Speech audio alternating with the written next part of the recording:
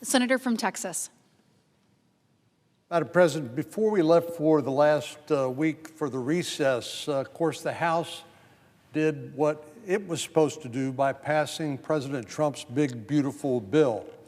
This, of course, is the way we're going to prevent a multi-trillion-dollar tax increase on the American people, something they can least afford, on top of 4 years of Bidenomics. It resulted in a 20% increase in the cost of everything because of runaway inflation.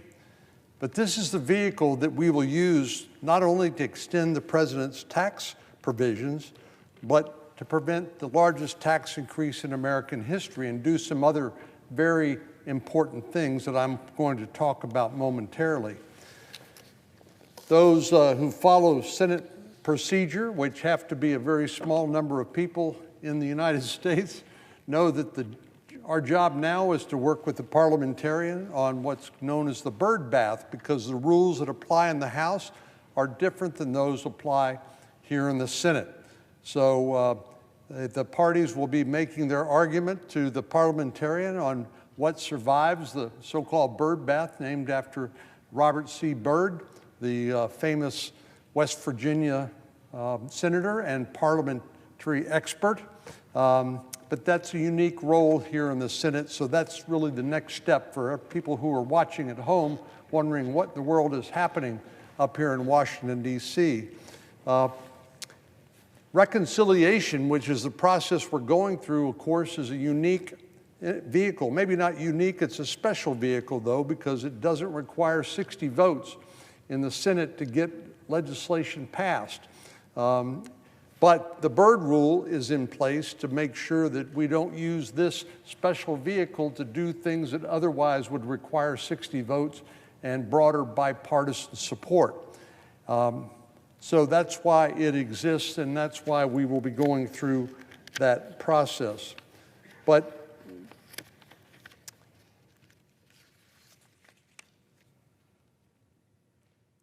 the budget resolution, of course, has instructed both the House and the Senate committees to spend money in some instances. For example, the Judiciary Committee in the House, Homeland Security, and the Armed Services Committee to actually spend money to bolster our defense and border security, something that if we did not do, we would be in a world of hurt. Even though, frankly, with President Trump now in office, the border crossings have dropped precipitously, about 95%, but still both ICE, Immigration and Customs Enforcement, and the Department of Homeland Security need additional resources for detention facilities and personnel, or else they will run out of money. But one of the most important things that we need to do in this budget reconciliation process is to finally come to grips with our national debt. We have approaching $37 trillion in debt, which is more money than any human being can actually imagine. But here's something that I always recall that sort of brings it home to me. We are now spending more money on interest on the national debt than we are to defend our nation, which is the #1 job of the federal government. And of course, as I've said many times here from the floor, and as any senator knows, the world is the most dangerous it's been at any time since World War II. You look at what's happening in North Korea, with North Korea providing troops to the Russians to defeat the Ukrainians. You see, obviously, Iran enriching uranium and providing drones to Russia for the battle in Ukraine. You see President Xi in the Indo-Pacific threatening to take Taiwan by 2027. And then you see what's happening in the Middle East with Hamas and Israel and the Iranian proxies, whether it's the Houthis in Yemen or Hezbollah in Lebanon or the Hamas in Gaza. The world is a very, very dangerous place. And the fact of the matter is, we are on an unsustainable course. We cannot protect the nation. We cannot establish deterrence so that our young men and women never have to fight in wars without making the appropriate investments in our national security. And we simply cannot do that on the current trajectory we are on, and with the debt now approaching $37 trillion. The fact of the matter is we really haven't tried very hard in the past. And as the presiding officer knows, as a member of the Appropriations Committee, which handles the amount of money that we spend on an annual basis, only deals with about 28% of what the federal government spends. The rest of that money, the 72%, come from mandatory spending programs and things like the tax code, because the tax code has actually become a means whereby we actually spend money as well through tax credits and the like. And the federal government spends roughly $6.7 trillion a year, and we're never going to balance the budget just looking at 28% of federal spending, which is what we do through discretionary spending. And now that means this is our opportunity, maybe once in a generation opportunity, to begin to chip away at that national debt. If anything should get our attention, the recent credit rating from Moody's underscores the importance of including these reforms in this particular legislation. Moody's, which recently downgraded its rating of U.S. credit from AAA to AA1, and they pointed to our national debt, especially our growing entitlement spending, as a reason to lower our credit rating. Now, this is the United States of America, and we are seeing our credit rating downgraded because Congress has not had the courage to deal with this impending potential debt crisis. If we want the United States to maintain its standing in the world, if we want to be able to have the resources to defend the nation and deter our adversaries, we have to at least begin to get our fiscal house in order. And this bill, the big, beautiful bill from the House, we're going to make it even more beautiful here in the Senate, but it's going to take 51 senators having the courage to step up and do some hard things, like deal with this debt trajectory. But the good news is this is our opportunity right now. One avenue to achieving some of these savings that I want to talk about today is implementing work requirements for able-bodied adults in our means-tested programs. There's a number of them, including Medicaid, food stamps, now known as SNAP, nutrition programs in the Farm Bill, that have means testing. In other words, only if you have a certain level, if you are within a certain level, otherwise known as poverty levels, you will get the benefit of these taxpayer-supported programs. But if you make more than that, then you will not qualify. And unfortunately, now we have lapsed into this situation where many able-bodied adults are simply living off the taxpayer and not providing either for their families or their communities, but rather are a drain on the tax code and are helping to drive this national debt. Now, this is something that I've been advocating for a number of years, but I have to confess it is nothing new.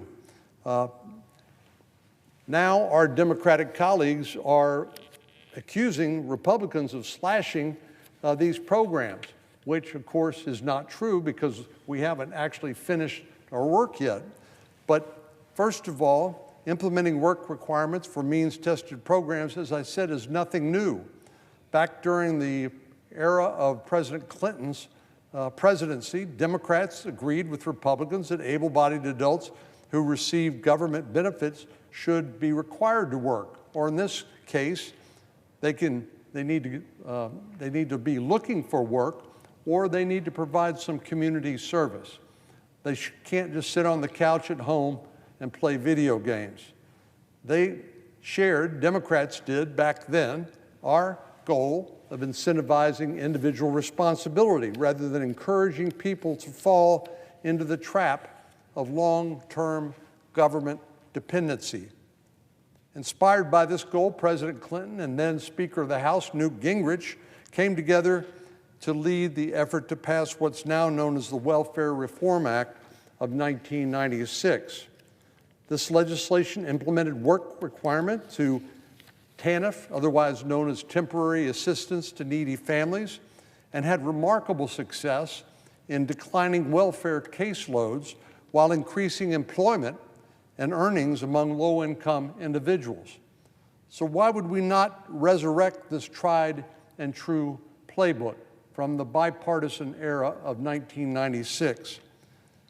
The U.S. federal government spends about $1 trillion a year on means-tested programs, and work requirements are one common sense step toward reforming this trajectory, again, which is adding to our national debt.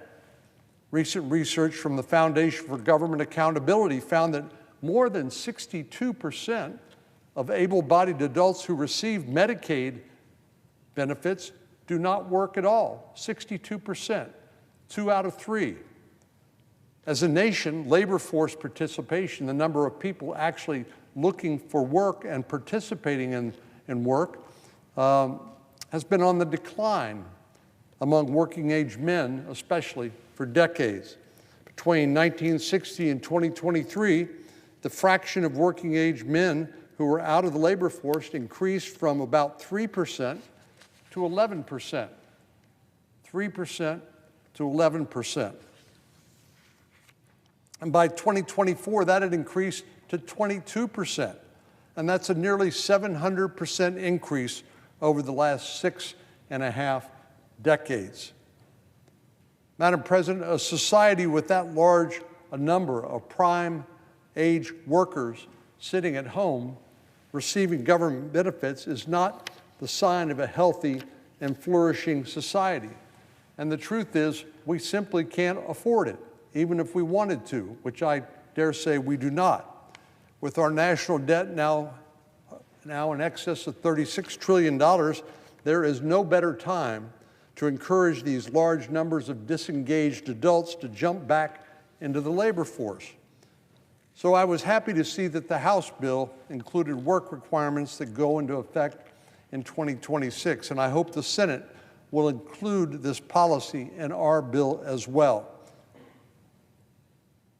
Suffice it to say that our standing in the world, our ability to lead the world, and our ability, as I mentioned at the outset, to defend our nation depends on our ability to begin to get our fiscal house in order.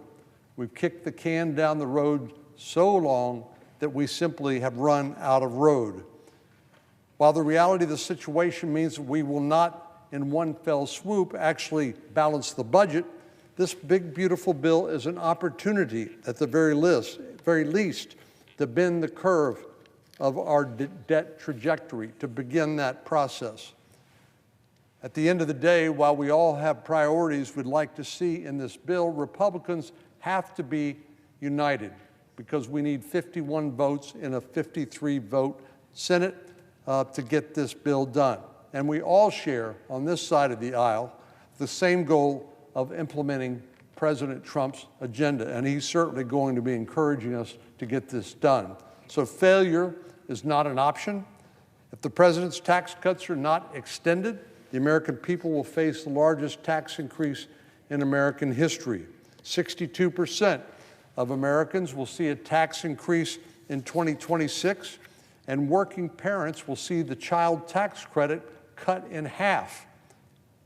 That means the average family of 4 in Texas or Alabama or anywhere else in the country that earns $80,000 will face a $1,700 tax increase. As I said at the outset, this would be on top of about a 20% increase in just about everything as a result of the inflationary policies of the Biden-Harris administration. So our constituents, the American taxpayer, working families, simply cannot afford that sort of tax increase on top of this 40-year high inflation. Back home in Texas, my constituents see their taxes increase on average $3,000 next year. As I've traveled my state, as I did during the course of this most recent recess, my constituents have emphasized to me time and time again how much they are depending on these tax cuts being renewed, especially our small businesses. that have depended on the 2017 Tax Cuts and Jobs Act to hire more staff, to purchase equipment that they could then expense, and to provide additional benefits to their employees. And so all of these small businesses, which are the primary job-creating engine in America, would be hurt and would suffer increased costs and have to cut somewhere in their business. So let's not let the naysayers distract us from our goal. The American people are depending on us to pass the president's agenda through this one big, beautiful bill. Madam President, I yield the floor.